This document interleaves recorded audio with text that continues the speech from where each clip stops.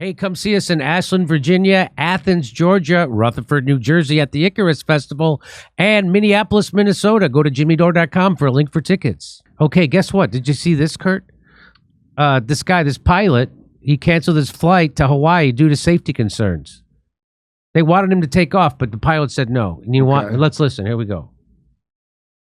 The aircraft is being observed, so to speak, because oil pressure on the number 2 engine is trending upwards, and the aircraft is going to require, actually it's the fuel pressure. It's a fuel pressure. Fuel system filter replacement when the aircraft gets back from Hawaii. They've told us that the plane's good to go, but I'm not really feeling it. I'm not. So the pilot says, they tell us the plane's good to go, but I'm not really feeling it. That's not a good thing to say. I like that he said that. No, I mean, it's good that he said that, but that's not a good thing, you know? I'm not going to leave the ground if I'm not completely certain that we have an airworthy aircraft, so I'm going to probably err on the side of caution, and I'm refusing the aircraft. So what that means for you right now, I'm not exactly sure. I don't know if we have another airplane here at the airport, but I hate to do this to you, but this is one of those tough calls that I have to make, and I feel a lot more comfortable making this call than flying 6 hours over the water and maybe having an issue. Anyway, that's where things stand now. I apologize for that. Your morning hasn't been so good. We do appreciate your patience, though. We're going to have everybody deplane the aircraft here momentarily. It sounded like I would be happy with that. If I was on a 6-hour flight over water. Yeah. And he's like, hey, you know what? Especially after hearing the news very recently. Yeah, about what's happening. Can't be too careful. Can't be too careful. Not much of a vacation if you crash. So he's being told by the mechanics, no, it's good. Don't worry about it. The fuel pressure thing, it's good. When you come back, we're going to change the fuel filter, but not now. You're good. He's like, no, I'm not going. So that's the kind of pilot I would like. Let's see, what is this?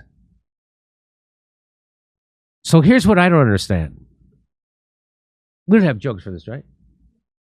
So here's what I understand. Someone tweeted this out, said, this is crazy, despite being boarded and told that the plane was good to go by DEI inspections. What? What? DEI? How do you know what? And an American pilot made a tough call, blah, blah, blah. DEI inspections. Wait, I'm sorry, what does that mean? Do they inspect to make sure there's enough diversity, or the inspectors were diverse? That's what this person is saying, is that the people inspecting it were diversity hires. What? Did they? Okay. How do you know this? Is she just saying that? I hope she's just saying they don't have a badge that says that, right? They can't. They don't have a jacket that says DEI, right? No, she's just saying that. Oh, well, I mean... God bless this pilot for making the tough call to protect his passengers and saving lives. It's up to us to look out for each other. And then someone says, what does DEI have to do with this? This has everything to do with corporate greed. Well... Good job on the pilot for putting safety over corporate greed. That's what this is. But DEI does fall under that. The reason we have DEI is some corporate bullshit. Right, but that's a huge leap that you're making. That's a huge leap. Yeah, the problem that we've been investigating is not the DEI problem with the mechanical failings of airliners. It's because corporate greed has ignored all the safety warnings. When people find safety problems, they ignore them. Well, also, and whistleblowers are turning up dead. Is that also DEI? I hope they at least diverse hired a hitman. Right. I hope they had diverse hitmen for those guys. So, the manufacturing, by the way, that they did DEI that's a fact. They did the manufacturing. I don't know that particular place. but what happens, Kurt, is that when they catch, they don't have to pay you. When they catch the safety problems, they ignore it. And the people who mention the safety problems, they get fired, they get squashed. So that's got nothing to do with DEI. Well, here's how it does. It's not the diversity in the idea. What it is it's an excuse to pay people less. Yeah, so I know. The people that were there longer that would say something, you get rid of them.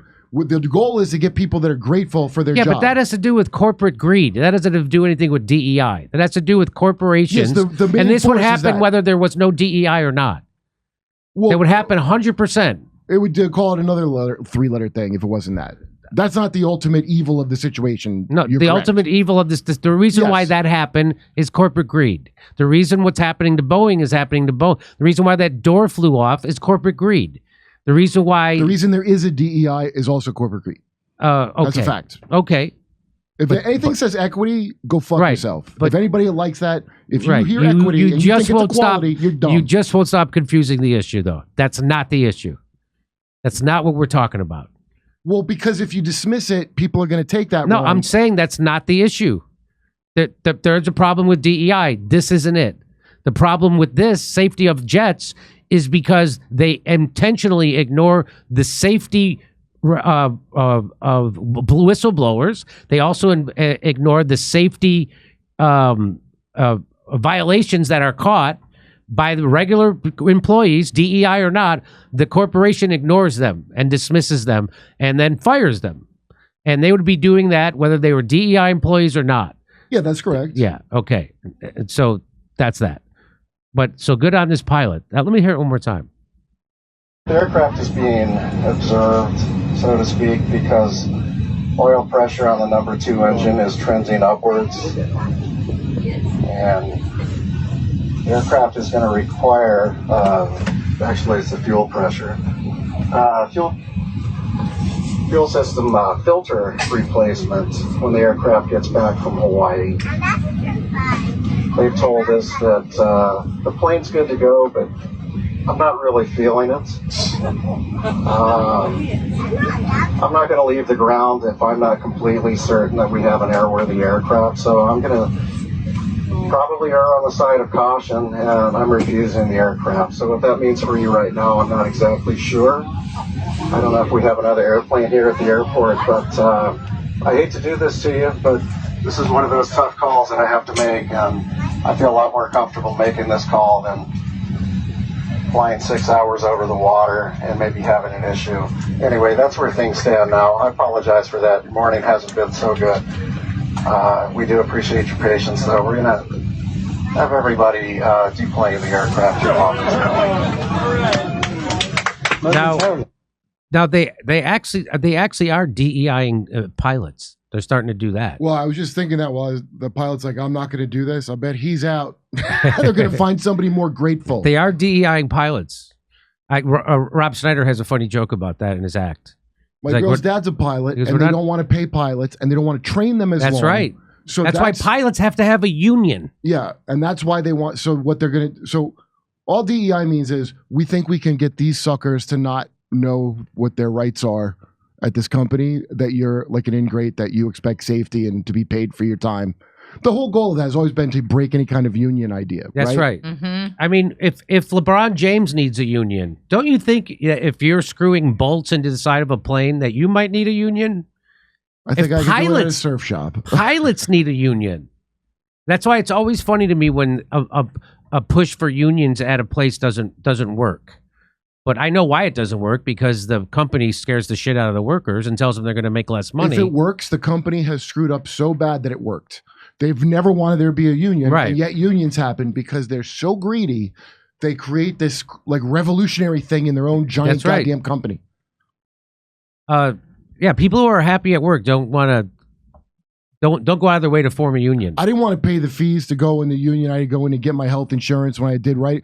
But if that wasn't there, I mean, like I said, nobody wants to form a union. You'd like just get paid fair, but how are you going to negotiate in a country-sized corporation with no constitution?